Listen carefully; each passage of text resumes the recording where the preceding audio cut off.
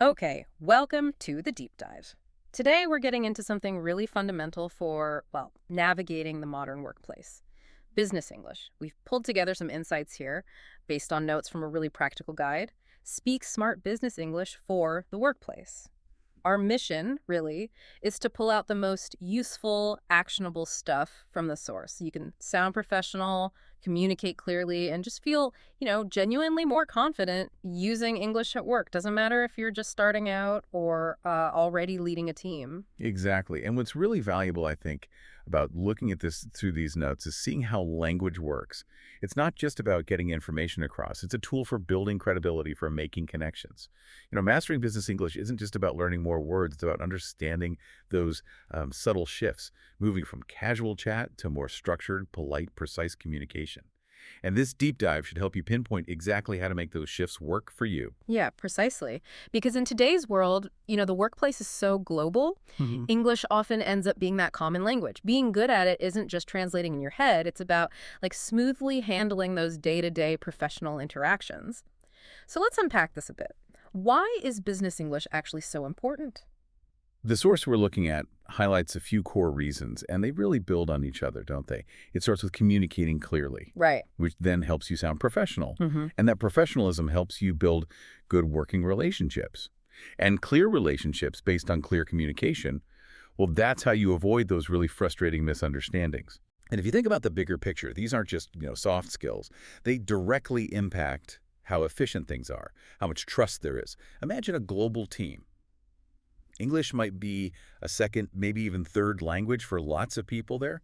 Being able to share your ideas politely or write an email that's actually clear or contribute well in a meeting, that's not just nice to have. It's fundamental for working together successfully. It's a core asset, really. Helps you and the whole team function better. Okay. So let's start right at the very beginning then. Making that first impression. Professional greetings and introductions. The guide is super clear here. Yeah, You've got to leave the hey or what's up outside the office door. right. Those standard professional greetings, they're like the building blocks. Simple things. Good morning, good afternoon. A clear, it's nice to meet you. A polite, how are you today? Hmm. They're standard for a reason. Everyone understands them as respectful, appropriate. And then for slightly more formal moments, like walking into a meeting with someone new or maybe an interview, the language shifts just a little, doesn't it, to show a bit more respect, appreciation. Phrases like, thank you for having me, or I appreciate the opportunity to be here, Hmm. even I'm looking forward to working with you. They just set a different, more professional tone. Yeah, and think about why they work. They acknowledge the other person's time or position. They show you're positive about the interaction. The source actually gives a little sample dialogue that shows how simple this can be. Imagine two colleagues meeting for the first time. One might say, good morning, I'm Emma for the marketing department. It's a pleasure to meet you. And the other person replies, good morning, Emma. I'm David from operations. I've heard great things about your team. Mhm. Simple phrases, good morning, pleasure to meet you, mentioning the department, maybe adding that little positive comment. It instantly sets up a professional connection. It's clear, it's polite, a good foundation. Okay, so moving past that first hello, small talk, it's actually a really useful tool, isn't it? Though maybe sometimes overlooked. Those chats before a meeting starts or in the break room, company events. Yeah, and what the source points out is that it has a real purpose. It's about building that rapport, strengthening relationships, but in a kind of relaxed way. It just makes the whole working environment a bit more comfortable. But the key, as the source says, is keeping it professional, sticking to safe topics, things like, the weather, sure, current projects, but keep it high level, positive, weekend plans, maybe briefly, upcoming office events, that sort of thing. Right. These are safe because pretty much anyone can relate, and they're unlikely to cause arguments or get too personal. Let's look at the sample small talk they give. One person asks, hi, Emma, how was your weekend? And the reply is, it was great, thanks. I went hiking. How about you? Finishing with, oh, I stayed home and caught up on some reading. See how quick and friendly that is? But still totally professional. Shows you're willing to chat, but keeps it light. Appropriate for work. All right, let's switch gears a bit. Let's talk about something that can sometimes feel like a secret code in business, jargon and idioms. The source makes a good point. These phrases are everywhere. Understanding them is really key to sounding natural and maybe more importantly, understanding what others mean. Yeah, idioms especially. Those phrases where the meaning isn't literal, like kick the bucket has nothing to do with buckets. Yeah. Business has tons of these. The source lists 5 really common ones that are definitely worth knowing. Okay, first one. Think outside the box. Pretty common. It just means be creative. Think unconventionally. The example they give is, we need a new strategy. Let's think outside the box. It's just a quick way to say, let's find some new ideas. Then there's touch base. This just means talk briefly, usually to get an update or coordinate something quick, like let's touch base later this week. It's much quicker than saying let's schedule a short meeting so we can update each other. Good one. Then, on the same page means you agree or you have the same understanding. Super important before moving ahead with anything, right? Example from the source. Before we move forward, let's make sure we're on the same page. Another really common one. Back to the drawing board. This means you've got to start over. The plan didn't work out. The source shows it like this. The plan didn't work, so it's back to the drawing board. Concise way to say, okay, that failed, new plan needed. And the last one they list is ahead of the curve. This describes someone, or maybe a company, that's innovative or ahead of the competition. The example, we want to stay ahead of the curve in our industry. Signals ambition, forward thinking. What's really neat about these idioms is how much meaning they pack in. The source gives a little dialogue showing how they might pop up together. Imagine colleagues talking about a campaign. So, do you think the new campaign is working? I'm not sure. We might need to go back to the drawing board. Maybe. Let's touch base with the design team and brainstorm some stuff. Good idea. We really need to think outside the box if we want to stay ahead of the curve. See, 3 idioms in that short chat. Back to the drawing board quickly says, it failed, rethink. Touch base suggests that quick check-in. And think outside the box plus ahead of the curve specifies the kind of brainstorming needed. Knowing these lets you follow along and chip in effectively. Okay, moving from speaking to writing. Email. Arguably the most common form of business communication, right? The source lays out a really solid standard structure for formal emails, helps make sure you're clear and professional. Yeah, it's pretty straightforward. Starts with a clear greeting, like Dear Mr. Lee, or maybe Dear Team, depends who you're writing to. Then an opening line, often just a polite little phrase like, I hope this message finds you well. Then the body, that's the main bit, needs to be clear, polite, and really get to the point. No rambling. Follow that with a closing line, something that points to next steps or shows you're waiting for a reply, like, I look forward to hearing from you, or let me know if you have questions. And finally, that professional sign-off, best regards, sincerely, that kind of thing. The sample email in the source follows this exactly. Clear subject. Project update. Addressed properly. Dear Miss Sanchez, the body just gives the facts. Initial design done. Reviewing feedback. Next phase starts Monday. Short, sharp, informative. And crucially, like the source says, it's polite, it's professional. And notice absolutely 0 emojis or slang. Sticking to that structure and tone really makes sure your written stuff is taken seriously and actually understood. Okay, let's talk about speaking up. Especially in meetings, group discussions, being able to contribute well respectfully, that's a huge part of doing well at work. Yeah, and the source gives some great phrases for navigating this. If you want to jump into the discussion, instead of just, interrupting, you can use polite openers like, may I add something? Or, if I may, maybe I'd like to share my thoughts. These just signal you want to speak without being abrupt. And when you agree with someone, saying so really helps the collaboration. Simple things like, I completely agree, or that's a great point, even, I think you're right. They work well. Disagreeing needs a bit more care, though, doesn't it, to keep things professional? The source suggests phrases that sort of acknowledge the other person's view first, like, I see your point, but, or, I'm not sure I agree, or maybe, could we consider another perspective? They're not aggressive, they just open the door for other ideas. Yeah, the source gives a little role play showing this kind of negotiation. It's about budgeting for online ads. So imagine one person says, I think we should invest more in online ads. The other person might reply, politely acknowledging but stating a problem. I see your point, but our budget is limited. So the first person then offers a solution, acknowledging the constraint. That's true. Maybe we could reduce print advertising instead. And the second person agrees, validating that solution. I completely agree. That would give us more room to focus online. See how they used, I see your point, and I completely agree. It lets them talk through different views and find a solution together without any actual conflict. Okay, shifting again. Presentations, public speaking. Another area where having a structure is like your best friend, the source gives a simple, effective framework to keep you on track. Right. You start by greeting everyone, introducing yourself and your topic. Pretty standard. Then, crucially, give a clear agenda. Tell them what you're going to cover. Helps manage expectations. After that, you present your main points. Logically, clearly. And once you've delivered the main info, you summarize the key takeaways. Just reinforces the important bits for everyone. Finally, invite questions. Open the floor. And the source lists those classic useful phrases that fit this perfectly.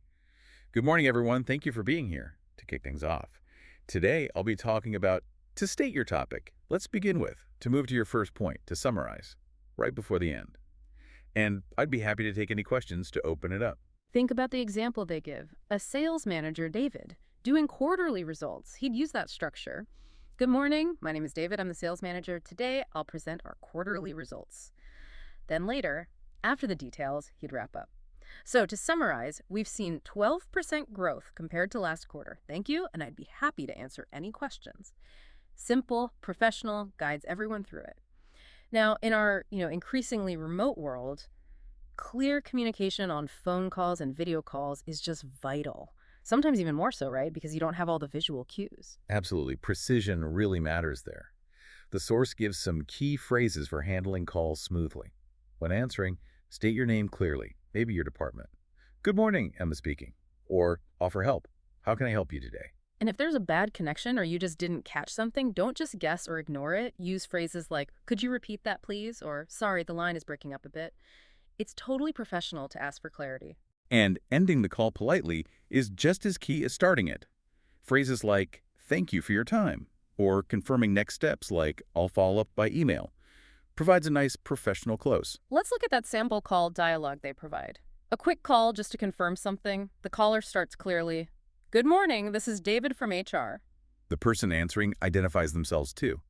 Hi, David, it's Emma from Finance. I just had a quick question. David confirms he can help. Sure, go ahead. And Emma gets straight to it. Can you confirm the deadline for next month's report? David gives the info clearly. Absolutely, it's the 20th, and they wrap it up politely. Perfect, thanks so much. You're welcome. I'll send a confirmation email. Sounds good. Have a great day. Yeah. See how fast that was? Established who they were, the purpose, got the info, closed nicely. Every phrase had a job to do. Kept it efficient and professional. Okay, so underpinning all of this is actually building your vocabulary, specifically the words you just hear constantly in a business context. The source gives us 5 really essential ones. First up, deadline. Simple enough. The final date or time something has to be done by. You hear it all the time. The deadline is next Friday. Second, agenda. The list of topics for a meeting. What's on the agenda today? Very common question before things kick off. Third, feedback. Comments or suggestions about work or performance. Getting feedback, good or constructive, is just part of work life. Thanks for your feedback is a standard reply. Fourth, productivity. Basically, how much work gets done in a certain time. Companies are always talking about this. We're trying to improve team productivity. And fifth, revenue. The total money a company earns from sales or whatever it does, a really key number for any business. Our revenue increased by 15%. These 5 words, they're like cornerstones of business chat. Knowing them helps you follow and join in those core discussions. Right. And to kind of wrap up these foundational tips, the source gives a nice list of quick do's and don'ts, simple things that make a big difference in sounding professional. Yeah, on the do side. Use polite language. Please, thank you, they matter. Always check grammar and spelling, especially when writing. Errors can make you look careless. Be clear and concise. Get to the point. Listen carefully. It's a two-way street. Communication. And try to speak with confidence, even if you're feeling a bit nervous. And the important don'ts. Don't use slang or emojis in formal stuff like emails. Can seem unprofessional. Don't interrupt people in meetings. Let them finish. Don't be overly informal when the situation calls for professionalism.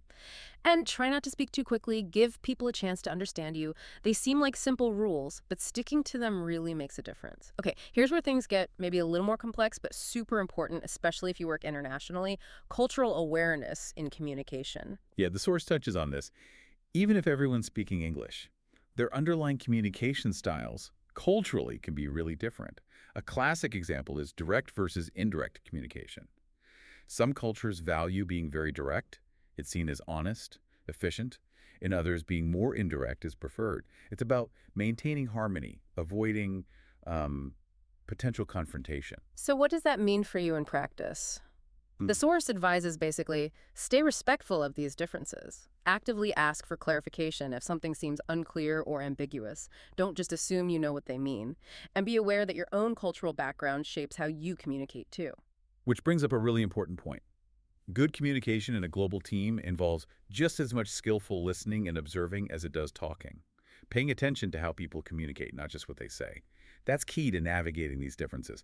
Helps avoid misunderstandings that come from cultural nuances, not just language itself. The source helps tie all this together by looking at how these principles work in, like, everyday business situations. Right. Things like asking for help or giving feedback, maybe dealing with a disagreement. The source gives little examples showing how the things we've talked about are used day to day. Take asking for help. A good way, highlighted by the source, might be starting politely. Hi, could you possibly give me a hand with this report? Then, being specific, I just need someone to review the final section. See? Polite opening, clear request. And the helpful response is straightforward. Sure, what do you need help with? Followed by, no problem, I'll look over it this afternoon. Direct, but polite. Or giving feedback. The source shows that balance. Start with the positive. Great job on the presentation. Then offer the constructive bit gently. Next time, maybe just slow down a little during the intro part. And the person receiving it accepts professionally. Okay, will do. Thanks for the tip. Specific, positive, actionable, good stuff. And dealing with conflict or maybe just addressing an issue, the source shows how to do it calmly. One person might start, I noticed there seemed to be some confusion about the project roles. The other acknowledges it. Yes, I felt the same way. I think we need more clarity. Then they propose a way forward. How about we set up a short meeting to sort it out? Agreed. Agreed. Better to resolve it now than let it drag on. Addresses the issue directly, but focuses on finding a fix together. These scenarios really show how applying the language points, the politeness, the clarity, it just makes everyday work interactions smoother, more effective. So how do you keep getting better at this? Keep sharpening your business English skills. The source has some really solid practical tips. Yeah, basically immerse yourself. Watch business news like Bloomberg or CNBC. Listen to business podcasts or TED Talks on business topics. You just get exposed to how the language is really used, the vocabulary and context. Absolutely. And actively read stuff too. Business emails, reports, articles online. Pay attention to how things are phrased, the tone. Yeah. And really important, practice writing emails yourself. Maybe draft one, reread it, tweak it before you hit send. And practice speaking. Role-play common scenarios, like giving your opinion in a meeting or handling a phone call. You can do it with a language partner or, honestly, even just by yourself. Good point. And if you have the chance, maybe look into a dedicated business English course. Finally, a great practical tip. Keep a notebook, a business phrase book. Jot down useful words, idioms, phrases you hear or read at work or during your learning. The source also tackles a few common questions people have when learning, like, how can I stop translating everything in my head? The suggestion is something called shadowing, basically listening to native speakers and repeating what they say, either at the same time or right after. It helps build that direct link between the sound, the phrase, and the meaning, sort of bypasses the word-by-word translation step. That makes sense. Okay. Okay, what about that moment in a meeting when you just forget a word? It happens to everyone. Oh yeah, don't panic or freeze up. The advice is, just to paraphrase, describe the word or the idea you're trying to get across. You can even say something like, I'm looking for the word, and then explain it. Most people will understand, and someone might even jump in with the word you need. It shows you can still communicate, even without the perfect word right then. Good tip. And the last common question they address, can I use contractions in business English? You know, like, I'm more nervous. Generally, yes. Especially when speaking and in less formal writing, like emails to colleagues you know well, they just sound more natural. However, the source does caution that in very formal writing, like official reports, letters to important clients, it's usually safer and often expected to write the full words, I am, we are. So it kind of depends on how formal the situation is. So wrapping this all up, what's the main takeaway? Ultimately, getting good at business English seems to boil down to a conscious effort, communicating clearly, politely, and professionally in all those interactions at work. Right. The key things we've pulled from this source seem to be build that core vocabulary, actively practice speaking and writing in work-like situations, and really listen. Listen carefully to how effective communicators around you use English at work. And remember, like learning any skill, don't be afraid to make mistakes. They're totally normal, actually necessary part of learning. We really hope this deep dive into the source material has given you some practical tools and maybe a bit more confidence for using English in the workplace. Yeah, and maybe as you go about your day, think about this. Those little choices you make in language. Choosing a polite phrase over a blunt one. Structuring your email clearly. Using that precise business term. They don't just send information.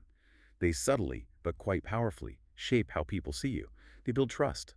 They define your professional presence. And paying attention to that potential in every single interaction, well, that's a continuous journey that's really worth taking.